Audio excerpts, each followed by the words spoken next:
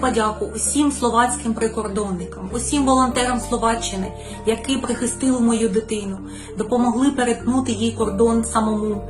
Моєму сину 11 років. Він дістався потягом до кордону Словаччини. Його зустріли прикордонники, які допомагали, водили його за руку, допомогли перетнути кордон, пропустили на той бік у Словаччину. У Словаччині його зустріли волонтери, які нагодували мою дитину, відвезли її до Братислави.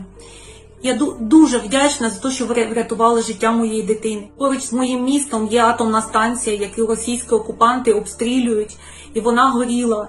І я не можу залишити свою маму, їй 84 роки, вона не може сама пересуватись. Я посадила сина на потяг, відправила його до кордону Словаччини, де його зустріли люди з великим серцем. У вашій маленькій країні живуть люди з великим серцем. Врятуйте наших дітей, будь ласка, захистіть наших дітей українських.